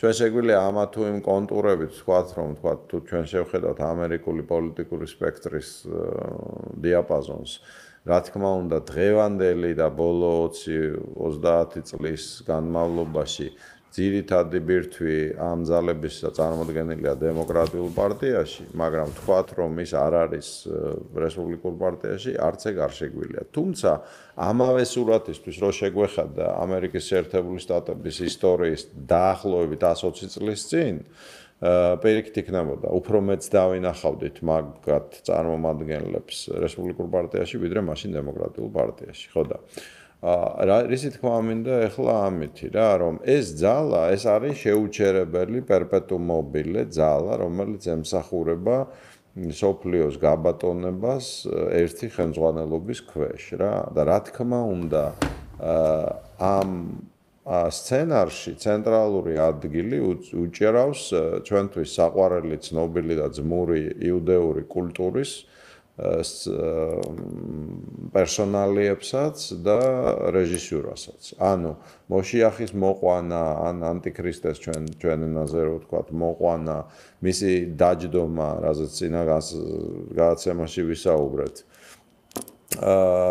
მესამე ტაძარში სოლომონისა, რომელიც უნდა აშენდეს იმ ადგილას, სადაც ახლა დგას. ალაქსას ვეძახით, მაგრამ სინამდვილეში ეგ არ არის ალაქსას ტაძარი. ეს ალაქსას ტაძარი ღობეზე დგას და ეს დიდი არც ომარის მეჩეთი არ არის, ომარის მეჩეთი ალბომის კლდის გუმბათის ტაძარი ქვია რა, აი მაგ ადგილას, ხო, ტყის კლდის გუმბათის ტაძრის ადგილას უნდა აშენდეს მესამე სოლომონის ტაძარი. მაგას არავინ არ უარყოფს, ახლა არც ერთი ესე განათლებული ებრაელი არ უარყოფს, რომ ეგ უნდა გაკეთდეს, ხო და აქედან გამომდინარე იუდეველს გულისხმობდა. აქედან გამომდინარე ეს ერთი პროცესია და რა თქმა უნდა ყოველი ესეთი გამწვავება, აი დღიდან ისრაელის სახელმწიფოს შექმნისა დღემდე არის მაგ სცენარის ნაწილი რა. ეხლა რაც შეეხება ამიტომ ამერიკიდანაც ეხმარებიან ამ პროცესს და იმიდანაც იაპონიიდანაც. უბრალოდ ვისაც როგორ შეუძლია, ვინც არიან შეთქმულები ამ სცენარში. ხო, მანდაც ხო ორი მხარეა, ლევან, მანდაც ხო ორი მხარეა. არის მაგალითად სიფარდები, რომელიც ცხოვრობდნენ ოდითგან იქ და არც გაქცეულან იქიდან და ოსმალეთის იმპერიის დროსაც ცხოვრობდნენ და ისინი იძახიან, რომ ჩვენ არაჩვეულებრივი ურთიერთობა გქონდა არაბებთან და შემოხვედით და დაგვინგრიეთ ყველაფერი. კი ბატონო, მეინსტრიმ იუდაიზმში არსებობს ძალიან ძლავრი ანტისიონისტური, რავინისტული ლობი, ვისაც აინტერესებს შეუძლია დაგუგლოს და ნიუ-იორკიდან რამდენსაც გინდა ნახავ ძალიან საინტერესო რავინს, რომელიც გმობს ისრაელის სახელმწიფოს არსებობას და ამბობს ეს რომ ეს არის ეს რა ქვია კრეხელობა ნამდვილი იუდაიზმის წინაშე, ხო? ხო და ახლა რომელ მაგრავის დაუჯეროთ და რომელს არ დაუჯეროთ გულწრფელობაში, ახლა მანდ უკვე ხო იცი კალეიდოსკოპებით იშლება რა, ეს ეგ შეთქმულების თეორია. მაგრამ ასე თუ ისე ვერავინ ჭკუათმყოფელი ვერ უარყოფს იმას, რომ ყველა კავშირი, საბჭოთა კავშირი, ევროკავშირი, გაერო, ჯანმო, ყველა კავშირი არის მტერი სუვერენული სახელმწიფოების და ერების. ყველა კავშირს უნდა რომ დაიმორჩილოს ამა თუ იმ ფორმით. ესა რა ქვია, ერები და გააერთიანოს ერთი უთოს ქვეშ. ეხლა ვთქვათ, ქრისტიანულ ეზოტერიკაში და თეოლოგიაში ამას აქვს გამართლება პავლე მოციქულის მეორე ეპისტოლედან თესალონიკელთა მიმართ, თუ არ ვცდები, სადაც ის ამბობს, რომ მამის მიუხედავად არის, ესე იგი, ელინისტვისაც და იუდეველისთვისაც და შემდეგ, ხო? ნუ არა, მე კატეხონს გულისხმობ, ანუ ამბობს, რომ არის ამ იმპერიათა შორის არის ერთი წმინდა იმპერია, ანუ მეფე, რომელიც აკავებს ამ ანტიქრისტეს მოსვლას. ანუ იმპერიული, ვთქვათ, შეგნების გამართლება რატო არის ვთქვათ რუსებისთვის მნიშვნელოვანი მე-16 საუკუნის ფსკოვა-პეჩორას ლავრას იმის წმინდანად არ შერაცხული რა ქვია ბერის ფილოთეოსის ფორმულა რომ მოსკოვი არის მესამე რომი ხო ზუსტად ამიტომ ეს არის ალუზია პავლე მოციქულის იმპერიის კატეხონის იმაზე, ხო? ანუ და ყველა იმპერიას ჩემმა ბიჭმა ნიკუშამ პატარა რო იყო, ესეთი ფილოსოფიური გონების ესა აქვს, მიდრეკილება აქვს და მკითხა რომ ესა მამა ბოლოტებს გონიათ რომ კალგებიალია, ხო და ძალიან ზეთ ფილოსოფიური შეკითხვა იყო რა, აბა თუ არ გონიათ რატო არიან დავში. ხო და მართალი იკითხა, ხო იცი, ბავშვის ბაგი თუ ჭეშმარიტებას გაიგებთ, ხო? ესე იგი, ყველა იმპერიას გონია, რომ ის არის კატეხონი ამა თუ იმ ფორმით და ებრძვის ბოროტ იმპერიებს. უბრალოდ ჩვენ არა ვართ რა იმპერია და ვართ რა ერთ-ერთი უძველესი ერი, ერთი კრეტინიზმია უარყოთ, რომ იმპერიები არსებობს, ან რომელიმე იმპერიაზე ვთქვათ, რომ ის არ არის იმპერია, აი როგორც ქართველმა ლიბერალებმა იციან ბოლო 50 წელია ძახილი, რომ ეს არ არის იმპერია, ნუ ეს კიდე რა გჭირდებათ. რამდენი ასეული სამხედრო ბაზა უნდა გქონდეს. რამდენი ასეული სამხედრო ბაზა უნდა გქონდეს. 800 სამხედრო ბაზა აქვს დაახლოებით ამერიკას მთელ მსოფლიოში და კიდე რა გინდა შეუბედურო რომ აღიარო რომ ეს იმპერია. ერთი სხვათა შორის რუსეთის გარეთ, ხო? ერთი სხვათა შორის იქვე არის ხმელთაშუა ზღვაში ტატრისის თუ რა ქვია ტარტუსის ხო და რას ვიძახი რომ აი როგორც სისულელია ეხლა ესა უარყო იმპერიების არსებობა და კიდევ სისულელია თქვა რომელიმეზე რომ ის არ არის იმპერია, მაგრამ მე რას ვიძახი ეხლა რა რომ ძალიან ვარ ავაბნიო. ეხლა აი ყველა ხო ვიბრალებთ, ყველა ერები და ყველა ქვეყნები და ყველა იმპერიები იბრალებენ რომ მე ვარ კარგი, სხვები არიან ცუდები და მე კარგი ვებრძვი ცუდებს, ხო? მაგრამ ეს ღმერთმა ყველას შეარგოს. ერთხელ დუგინმა რომელთან ესა რომლის დამეგობრებასაც მაბრალებენ მე და მზრახავენ და ვერ ხედავენ რომ მაგ კაცმა როგორ შეიცვალა ღვთის მადლით საქართველოს მიმართ პოზიცია და მაგას რომ ფაშიზმს აბრალებენ ესეთი ფრაზა მითხრა რა როცა პატივისცემით ლაპარაკობდა უკრაინელ ნაციონალისტებზე და მე რაღაცა ვთქვი ჩვენს ნაციონალიზმზე ესეთი ფრაზა მითხრა რომ საერთოდ მე მიმაჩნია რომ ისერიო რომელსაც თავისთავი ყველაზე კარგად არ მიაჩნიაო ხო ისო ერი არ არისო არის ეგეთი საერთოდ სამყაროში არც არის რა ხო და მე ხარ ისი თქმა მინდა რომ აი ამ მე ჩვენ ვართ კარგები და სხვებიან ცუდების სამყაროში ხო არ აქვს ნიშნობა ერთპოლუსიანი სამყაროა რომელშიც ეხა ვიცხოვრეთ თუ მანამდე ორპოლუსიანში თუ ეხა მრავალპოლუსიანში ხო არის ტენდენციები რომლებიც თუ ღმერთის წამს ადამიანს, თუ არ წამს, იმას ცოტა სხვა კოორდინატთა სისტემა აქვს. იმას კიდე რაღაცა ბუნების კანონების ბუნებრივი კანონების წამს და მასაც რაღაც მისტიკური ლოგიკის წამს, მაგრამ აი მე ვლაპარაკობ ახლა თქვათ მორწმუნე ადამიანისთვის რა, რომელიც ვცდილობ რომ ვიყო მე თვითონ, ხო? თუ მორწმუნე ხარ, შენ გესმის რომ გეოპოლიტიკა, ანუ მიწის პოლიტიკა განისაზღვრება ძირითადად ურანო პოლიტიკით, ანუ ზეცის პოლიტიკით. ანუ არსებობს კანონები, რომლებიც მნიშვნელოვანია და ისინი განსაზღვრავს რა ხდება მერე გეოპოლიტიკა. ასე მაგალითად მიუხედავად ჩემი უამრავი ებრაელი ძმაკაცისა ისრაელშიც, რუსეთშიც და საქართველოშიც, ხო? თუ შენ როგორც სიონისტური სახელმწიფო, რომელიც ხარ თქვა კონფლიქტში იუდაიზმის ნაწილთან, რომელიც ამას არ აღიარებს, მაგრამ ხარ, ხო? მაგრამ შენ ხო ოფიციალურად ამბობ, რომ ხარ ეთნიკურად ექსკლუზიური, იმიტომ რომ ესეთი სახელმწიფოა, ხო? და რელიგიურად. და ემსახურები, თქვათ, იახვეს ან საბაოთს, ან ძველი აღთქმის ღმერთს. ა ブラ ამის მიმდევარი ხარ, ხო? შენ თუ ამავე დროს ხდები მსოფლიოში მთავარი ცენტრი სოდომის და შენ ატარებ ყოველწლიურად იმას რა ქვია სოდომის აღლუმებს ხო და ყრუხარ თქვათ უამრავი მორწმუნე ებრაელის ვინც მაგ აღლუმებზე გამოდის ილახება პოლიციის მხრიდან და ამბობს რას აკეთებ დავიღუპებით ესეთ ისრაელს ღმერთი დიდხანს არ შეინარჩუნებს. მან უკვე აღარ აქვს მნიშვნელობა ვინ რას ჩალეჩობს ნიუ-იორკიდან, ვაშინგტონიდან, რუსეთიდან და ასე შემდეგ. შენ ცოდავ იმ ურანოპოლიტიკური კანონების წინაშე, რომელსაც იბრალებ რომ ემორჩილები. ღრიცავ მათ და ამბობ თელ-ავივი, არ ვიცი ახლა თელ-ავივში, აი თუ იცი რა ხდება, ხო? არის ერთ-ერთი ყველაზე მამათმავლური ქალაქი, ახლა ახლო აღმოსავლეთში ხო თავისთავად, მაგრამ მთელ მსოფლიოში. სან-ფრანცისკოს უკაჩავს უკვე. და ეს მოხდა ბოლო 15 წლის განმავლობაში, განსაკუთრებით. ანუ მე ებრაელი ძმაკაცები მყავს, ჩემზე 1000 ჯერ უფრო ლიბერალები, რომლებიც ამბობენ, რომ გძულს ვეღარ ჩავდივართ თელ-ავივში. ჩემი ძმაკაცია ბინა აქვს იქ, მთავარ ამ როთშილდის გამზირზე.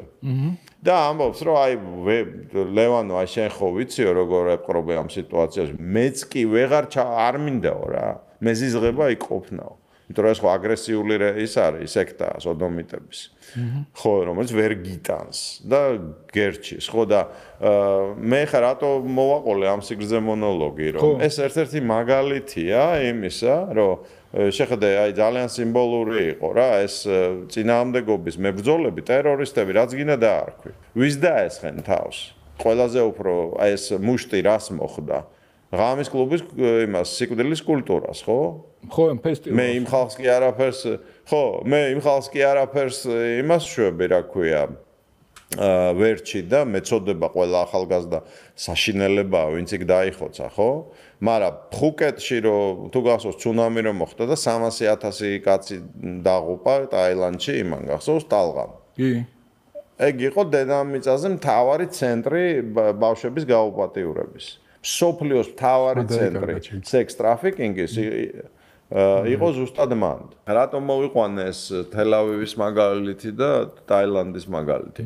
ჩემი აზრია, რომ ობიექტური გადაუწყვეტელი პრობლემის მიუხედავად, ლაპარაკია ისრაელისა და პალესტინის ორ სახელად, თქვა ბამუკას მიაჩნია, რომ ვერ იქნება ორი. მე მიმაჩნია, რომ ეგ შესაძლებელია. ჩვენ შეგვიძლია ამაზე ვიკამათოთ, მაგრამ ამას არ აქვს მნიშვნელობა. მე მიმაჩნია, რომ პალესტინელებსაც აქვთ უფლება თავის სახელმწიფოსი, ისრაელსაც, მაგრამ როგორც არ უნდა დაალაგდეს, მაინც უიომებენ ერთმანეთში, იმიტომ რომ შეუძლებელია ამათ შერიგება, ხო? მაგრამ მე სხვა რამის თქვა მინდა, აი რომ დავამთავრო რა. რაც უფრო უერთგულებს ისრაელი აბრაამიკულ თავის მოძღვრებას და რელიგიას, ხო? მით უფრო მეტი შანსი აქვს მას, რომ გაძლიერდეს შენარჩუნებს და შენარჩუნდეს და რაც უფრო განუდგება იგი იმას. აი თქვათ, ხო, განუდგენ ევროპელი, დასავლეთ ევროპელი ხალხები ქრისტეს, ხო? ეს აღარ არის ქრისტიანული ცივილიზაცია, ეს არის პოსტქრისტიანული ცივილიზაცია. რა ხდება ევროპაში, ხო ვერ მეტყვი? წყდებიან საწყლები.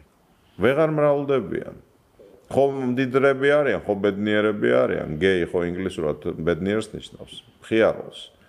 ხო გეები არიან, ხო მხიარულები არიან, ვეღარ მრავლდებიან. და მცირდებიან მოსახლეობაში. ლევან, მე ხა ამ კონტექსტიდან მინდა ერთი რაღაცა კითხვის გამოყვანა. მე მინდა ერთი რაღაც თქვა, რომ აქ არის ძალიან საინტერესო ამბავი, გამოსავალზე ვსაუბრობ, ხო? ერთი მხარე იძახს, რომ გამოსავალი არ არის და ეს ან ერთი უნდა იყოს, ან მეორე მხარე იძახის, რომ შესაძლებელია თანაცხოვრება, ხო, ამ ორი ხალხის. და მე მოვისმინე ისრაელის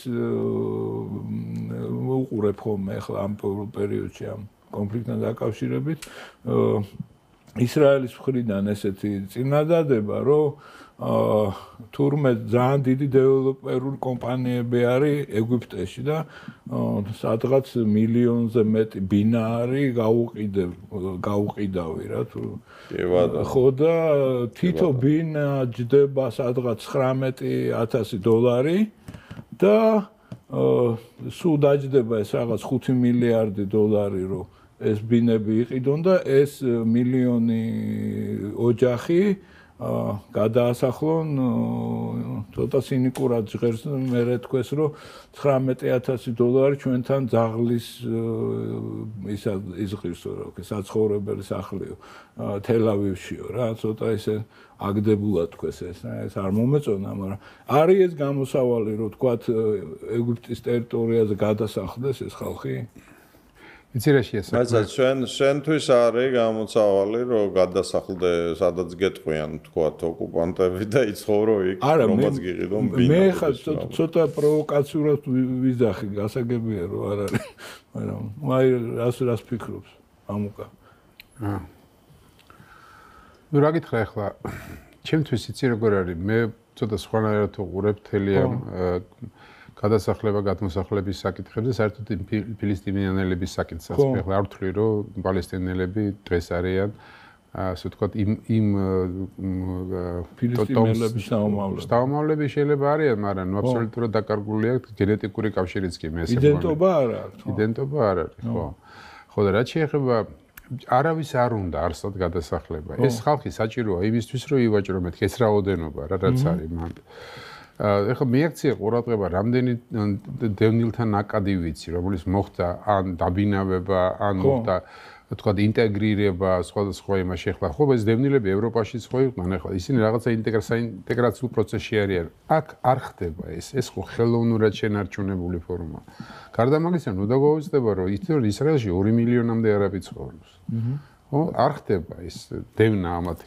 ისა და 4 კაცი ყავს თუ 5 კრეზეში წარმომადგენელი ამდენად მე ესმინა გითხრა რომ ეს პროგრამა საკითხი ესე მარტივი არ არის ღაზა სექტორი არის ვიტრინა ეხლა მე ერთი რამეს მინდა მასშტაბი გაგიგიათ სიტყვა ეგეთი მასშტაბი არის ნიშნავს აგენტს ან სამხედრო დაზვერვის ან მოსადის სავსეა ღაზა სექტორი ამ მასშტაბებით ყველაფერი იციან ტელ-ავივში კი იერუსალიმში რა ხდება ღაზა სექტორში ყოველი არ ვიცი ნუ 50 კაცში ერთი არის აგენტი ესე იგი აბსოლუტურად სრული სურათი აქვს იმის თაობაზე ეს მიწისქვეშა გვირაბები როგორ არის სად ხდება იარაღის შექმნა სად რა ხდება მოკლედ ეს არის აბსოლუტური აგენტურით არის სავსე იქაურობა ეს ისინიც ხო არაბები არის ხო ხო აი მასშტაბების ინსტიტუტიდან იქნებოდა წლების განმავლობაში და მეაქცია ყურადღება იერუსალიმსაც არ აწყობს რომ ის სიტუაცია იყოს რომელიც არის მე ამ შემთხვევაში კი არ ვამართლებ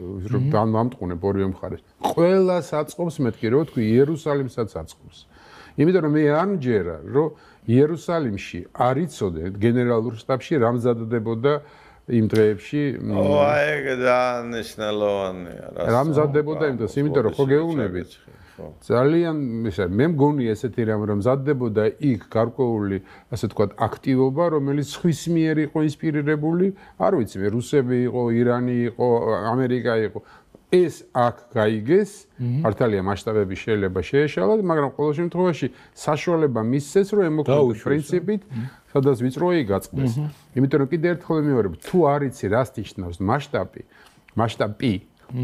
და თუ არ იცი რა მასშტაბებს აღწევს ეს მასშტაბი, ნუ მაშინ შეიძლება ესე იგი თქვა ის რაც სურათს ხედავ და რასაც იგებ მედიიდან, აი ეს მოგეჩვენოს რომ ეს ესეა ნამდვილად არ არის ეს ესე. ეგ ნამდვილად ანუ ის რომ ეს შეიძლება არ წოდნოდათ ან წაუყრუეს როგორც 11 სექტემბერს იყო MS რა ქვია ამერიკის ორი ცათამბჯენის ჩამონგრევისას ეს ყველას გვსმენია და მაგას ნამდვილად აქვს უფლება როგორც ვერსიას რა რა. თუმცა აი გუშინეს ჩემი მეგობარი ებრაელი მეუბნებოდ რომ ვისაც მაგის ჯერაო რომ ან ნეტანიაჰუს ან მოსადს ან სახალს შეელო ეგეთი რამე დაეშვა მას საერთოდ არაფერი არ ესმისო ჩვენ შესახებ იმიტომ რომ ჩვენო ვართო მანიაკებიო ებრაელების სიცოცხლის გადარჩენისო ანუ მე აღარ დავუწყე კამათი იქ რაღაც მეორე მსოფლიო ომის შეთქმულების თეორიებით უსმენდი უბრალოდ რა და სახალის დოქტრინა ისე აგებულიო რომ ნებისმიერ წვეთ ჩავარდნილ ებრაელ ჯარისკაცო ყველაფერი რაც იცისო უნდა მოყვესო სიცოცხლე გადაერჩინოსო იყო ეხლა აღარ არის ხო აი ყურე მაგალითად უყურე ეხლა ვთქვათ აი მასშტაბების ინსტიტუტს რაც შეეხება ხო ერთი ძალიან საინტერესო ამერიკელი ებრაელების და ამერიკელი კონსერვატორების ანალიზი მოვისმინე, სადაც იყო აღწერილი სტრუქტურა მოსადის მუშაობის. ანუ, როდესაც პალესტინიდან, ღაზადან ბოდიში გამოდის პალესტინელი დანარჩენ ისრაელში, ხო? ან ისრაელის ტერიტორიაზე. ისო ვისაც აქვს მიდრეკილება მამათმავლობაზე, ნარკოტიკებზე, გემბლინგზეო, ან თუნდაც რაიმე სხვა ტიპის, თქვათ, ამორალურ ქმედებაზე, ხო? ის ავტომატურად ხდება კომპრომატის დამუშავებაში, მერე ეს კომპრომატი მას წარედგინება მოსადის მხრიდან და ეუბნება რომ ჯიგარო თუ გინდა რომ არ გავაცხადოთ ღაზაში, სადაც შენ ამისთვის თავს მოგაჭრიან, მუშაობ ჩვენზე. და რაც თავარია, აი ამის ყველაფრის შესახებ ძალიან კარგად იცის ბუნებრივია ხამასმაც და ღაზას ხელმძღვანელობამაც. და ხდება როგორც ყველა საჯაშუშო საქმიანობაში მასშტაბების ორმაგი გამოყენება. ანუ არის შრე მასშტაბების, რომლებიც მუშაობენ ვითომ მოსადზე და ხამასის დავალებით აძლევენ სრულ ინფორმაციას ხამასის გეგმებზე. და ეს ისეთი გადახლართული აბლაბუდა ერთმანეთში, რომ ეხლა ჩვენ აქედან წარმოვიდგინოთ, რომ გვესმის მან რა ხდება, მან არავის არ ესმის ბოლომდე რა ხდება. ანუ არის ეგ ფაქტორიც, რომ არ შეიძლება არ ცოდნოდათ, რომ რაღაცა მზადდება. არის ვერსია, რომ იმდენჯერ იყო მგლებიო, რომ უკვე მოდუნდა ეს ყველაფერი, მაგრამ ყველას ჩვენი აზრი გვაქვს. აი მე მაგალითად მიუხედავად ჩემი კრიტიკისა თქვათ ისრაელის აპარტეიდული პოლიტიკისა ღაზას მიმართ და ვესტ ბანკის მიმართ.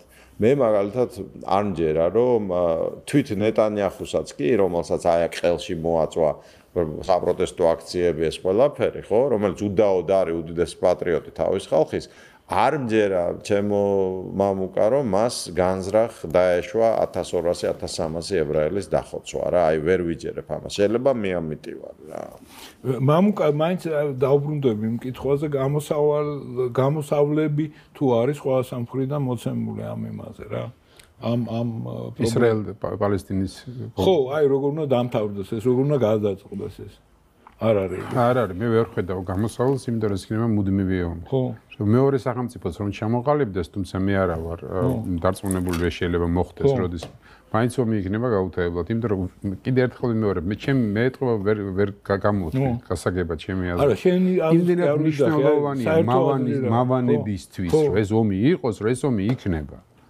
რაც არ უნდა იმოქმედოს, როგორც არ უნდა იმოქმედოს ისრაელის აღლა რა არ ცადეს. ახლა შიმონ პერესმა გააკეთა ყველაფერი თავის მემარცხენე იდეოლოგიით, რომ აი იქ გაეკეთებინა, გამოიყვანა იქიდან დასახლებები ებრაული, ხო, ღაზის სექტორი, ამდენი ფული ჩაანთხრია, რა არ გააკეთა. მაგრამ არაფერი არ გამოვიდა, იმიტომ რომ არ გამოვიდა, აი მოცემულობით არ გამოვა არაფერი. ღაზას სექტორი და ხამასი საზოგადოებამ ხა არც არის ვალდებული რომ იცოდეს რომ რა სისხლის მღვრელი ომები იმართებოდა ფათხს და ხამას შორის ორ პალესტინურ პარტიას შორის იმისაც რომ ხამას ძალაუფლება ხელში ჩააგდო და რა ამბავი იყო ატეხილი. ეხლა აი სხვა შორის სახურავებიდან აგდებდნენ ხო, ხელებს აჭრიდნენ და იმით ხერხით ერთმანეთს რომ ესე ვთქვათ მოწინააღმდეგე ბანაკის წარმომადგენელი წობრიდან საერთოდ გამოსულიყო. არ კლავდნენ, ნუ რა ასე იქცეოდნენ და ეხლაც სხვა შორის მიაქციეთ ყურადღება რა განცხადება გააკეთა რამალას, ანუ პალესტინის მეორე ნაწილის ხელმძღვანელობა, რომ ხამასი არის ტერორისტული ორგანიზაცია და არ უკვირს რომ ხამასი ასე იქცევა, როგორც იქცევა პირველივე დღეებში. ხო. თვითონ პალესტინელების აბასის ხელმძღვანელობა არ დაუჭირა მხარი. ანუ პრინციპში ეს არის მუდმივა, რომელიც იქნება სულ. აი ახლა მაგალითად თავისთავად ის ფაქტი, რომ მიუხედავად სუნიტებისა და შიიტების, განსაკუთრებით ფუნდამენტალისტის სუნიტებისა და შიიტების დაპირისპირება საზღვარი არა აქვს საერთოდ. არის ეს შემთხვევა, როდესაც შიიტებიც კი პოლიტიკური მიზნებისთვის იყენებენ თავის აი ამ ფუნდამენტალისტ სუნით ფუნდამენტალისტებს, აი ჰეზბოლას და ხამასის ურთიერთობა ეს არის. ხამას შტაბი აქვს თეირანში გახსნილი. თეირანში თუ იმაში ისპაჰანში აღარ ვიცი, აღარ მახსოვს ზუსტად, მაგრამ არის. ამიტომ ეს იცი როგორ არის, როდესაც ისლამის პოლიტიკური მიზნებით, ან საერთოდ რელიგიის პოლიტიკური მიზნების გამოყენება ხდება, მაშინ ყოველგვარი სხვა დაპირისპირება თეოლოგიური, რელიგიური უკანა პლანზე გადადის. ამიტომ უფრო ეს არ არის. ხშირად ხმარავთ ხოლმე, რომ თქვენ საზოგადოებრივ ჩაუხედავი პროცესში, ან საკითხში, თეოლოგიაში მით უმეტეს მუსულმანებს და ისლამს აბრალებს ყველაფერს. არ არის ეს ასე, იმიტომ რომ ისლამი არის რელიგია, რომელიც გამოყენება ხდება რიგ შემთხვევაში პოლიტიკური მიზნებით, ისევე როგორც ქრისტიანობის, როდესაც უნდა ეფექტის მიღწევა და პოლიტიკისთვის. აი მაგალითად ეხლა ჰოსპიტალზე რო ლაპარაკობდით, ვისი ჰოსპიტალია ეს რო დაიბომბა? ბაპტისტების. ბაპტისტური ჰოსპიტალია. ამას ყველაფერს თავის მიზანი ჰქონდა. მე არ მჯერა რომ ისრაელის ძალების მიერ მოხდა დაბომბილი. არ მგონია რომ ეს ყოფილიყო თქვა ჰამასის მიერ და მაგრამ რაღაცა ძალა სჭირდებოდა რომ ეს ჰოსპიტალი აფეთქებული იყო.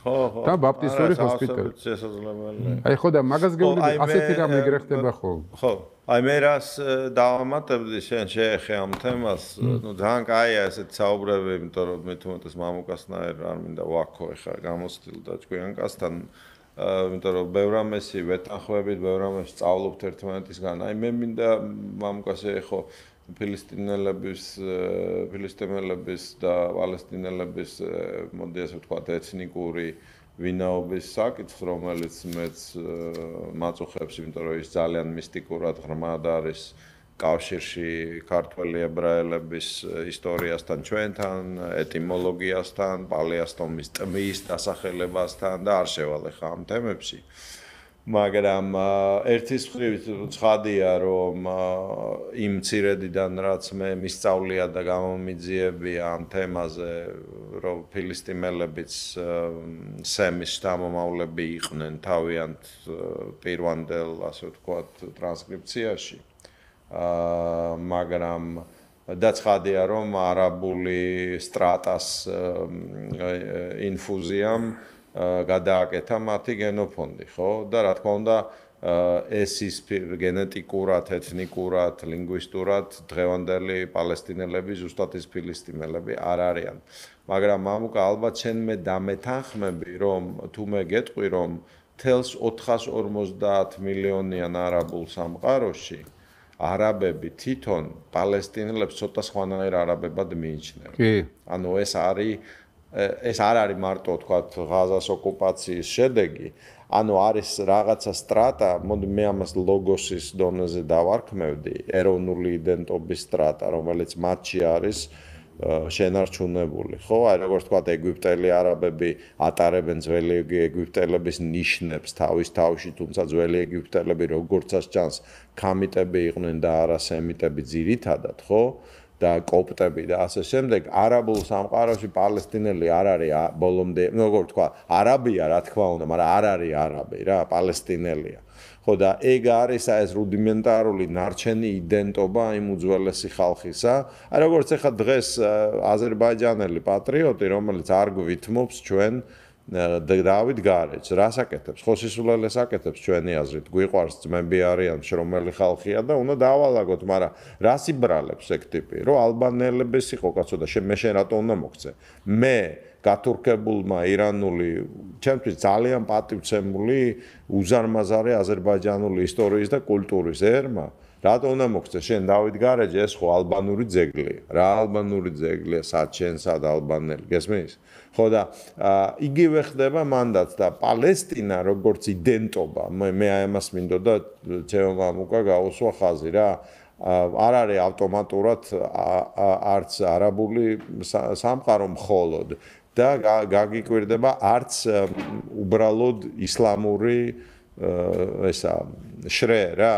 ეს არის როგორც ამერიკელები იტყოდნენ for the lack of a better term, ანუ უკეთესი ტერმინის არარსებობის პირობებში, ეს არის სწორედ პალესტინური ეროვნული მოძრაობა, რომელიც არის ფანატიკური ამ მიმართულებით, რა, რომ ეს მათი მიწაა, ისინი მას არ დათმობენ. ამ თვალსაზრისით ანუ არაბისთვის ყატარში ცხოვრობს თუ საუდის არაბეთში თუ ეგვიპტეში თუ ერაყში თუ იმაში რა ქვია ლიბიაში თუ სადაც გინდა ხო ეს არაბული სამყაროა პალესტინაა რა და ამიტომ რა თქმა უნდა მე შენ გეთანხმები რომ მანდ ეგ კონფლიქტი არასდროს არ დამთავრდება და ყოველთვის იქნება ყოველ შემთხვევაში ჩვენ უნდა ვისურვოთ რომ ეს კონფლიქტი არა ვისურვოთ კი ბატონო დამთავრდეს და ის თქვათ ნებისმიერ შემთხვევაში ჩვენთვის იქნება ნუ როგორც ჰუმანურ თვალსაზრისით რომ შეწყდეს მაინც ომი რა არ შეწყდება ხო სურვილად დაგრჩება უბრალოდ ჩვენ ნუ შევხედოთ ფხიზლად მე ეს მინდა ზუსტად რომ აბსოლუტურად პრაგმატულად და ფხიზლად შევხედოთ პროცესს, რადგან ვიცით რომ ეს პროცესი არის მუდმივი, ესე იგი ვთქვათ ფეთქავი და ნუ ხანა ფეთქდება და ხანა პერპეტუმობილია, კიდე გამომდინარე და გავითვალისწინოთ დაახლოებით იგივე პრობლემის წინაშე ვდგავართ ჩვენ რეგიონში.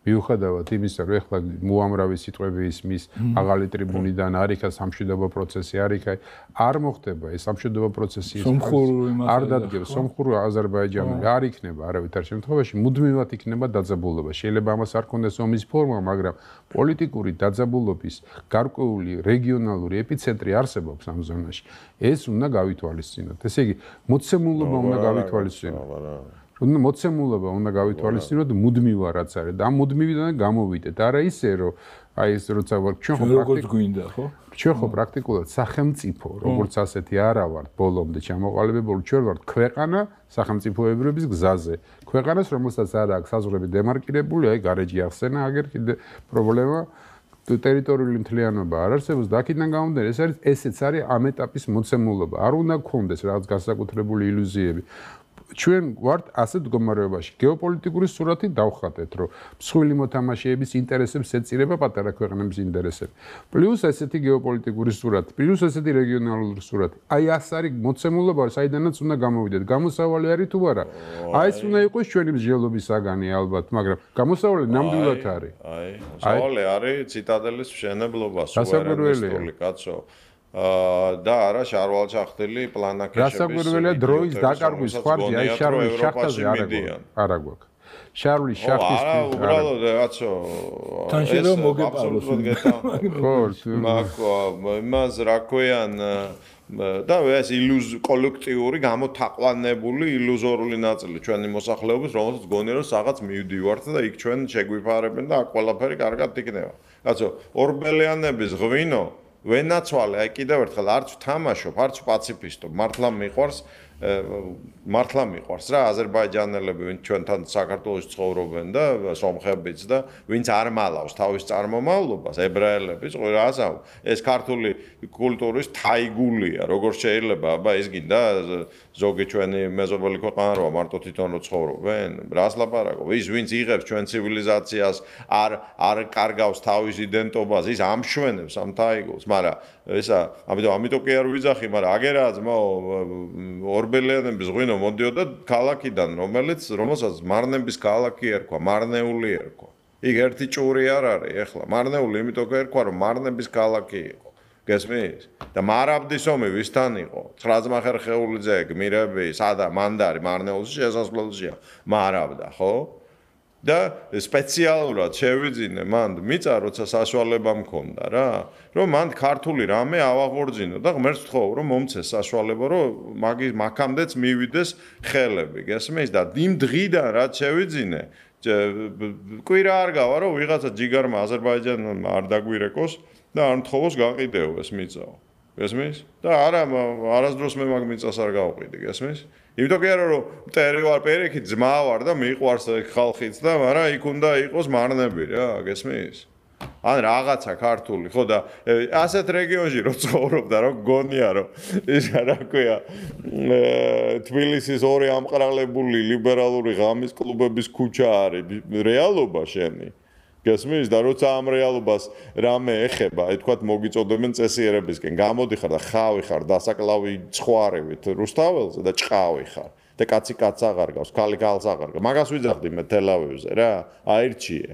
ან დაკკლავენ უბრალოდ ამ რეალობაში, ან გახდი სახელმწიფო, გახდი ესა. რამდენადაც ცახალში და მოსაჩი გამრავლდება მამათმავლობა, გარყვნილება და ლიბერალიზმი, იმდენად დაიღუპება ეს ჩვენი მოძმეებრაული ერი, გესმის? ამიტომ ჩვენი ერთადერთი გზა ამისთვის შეიქმნა ერი ამისთვის ვწვალობ ჩვენ სამივენი ვითმენთ ყველაფერს, რასაც ვითმენთ. იმის ჩვენი ქვეყნის მართველების მხრიდან, იმას რა ქვია, რატო უნდა იყოს აფსაიდში ესეთი აზროვნების ხალხი და იკრიბებოდეს ჩვენთან და კიდე 1-2 წერტილში რა. და ეს გორაზე რატო უნდა იჯდეს ბიძინა რა მოღალატე ამ ქვეყნის მოძულია თუ რა არის ლიბერალია გესმის და შეუვიდა კაცეს ბაცილა და ვეღარ იშორებს ხო და იმას რა ქვია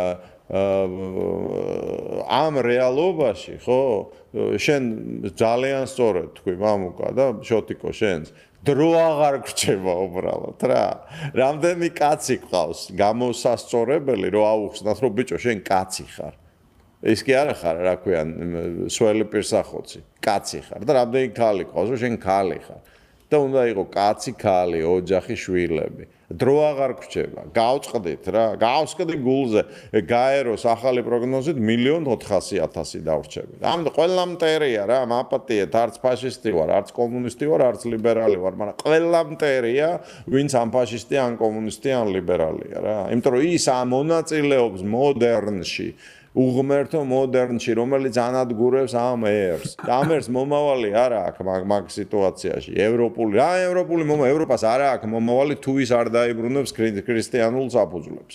იმიტომ რომ ევროპელები აღარ ქორწინდებიან, შვილებს აღარ აჩენენ. გამონაკლისები როგორ არ არის, მაგრამ ევროპული ერების უმრავლესობა გამრავლების კოეფიციენტები არის 1.3-დან ერთ ოჯახზე 1.9-მდე მაქსიმუმ, ეგეც აღარ მჯერა მე. და replacement level, ანუ მოსახლეობის არ გაწყდომის, ესა რა ქვია, არის 2.1. და ვინც მრავლდება ის აღარა ევროპელი კაცო, ის ჩამოსული ახლო აღმოსავლეთიდან სწორედ მუსლიმი ემიგრანტია. და როგორც პავლე სერბეთის პატრიარქი სერბებს ეუბნეოდა, სანამ ისინი კოსოვოს და მეტოხიას დაკარგავდნენ, რომ თუ სერბი ქალი იკეთებს 7 აბორტს და ალბანელი ქალი არჩენს 7 შვილს, ესე იგი ეს მიწა უფრო ჭირდებათ ალბანელებს და მეტოხიის და კოსოვოს მიწები ჩამოგვერთმევა და გადაეცემათ ალბანელს, აუხდათ, ხო? არ მოусმინეს საწყალმასე. ასე არ უსმენს ქართველი ერის ნაწილი.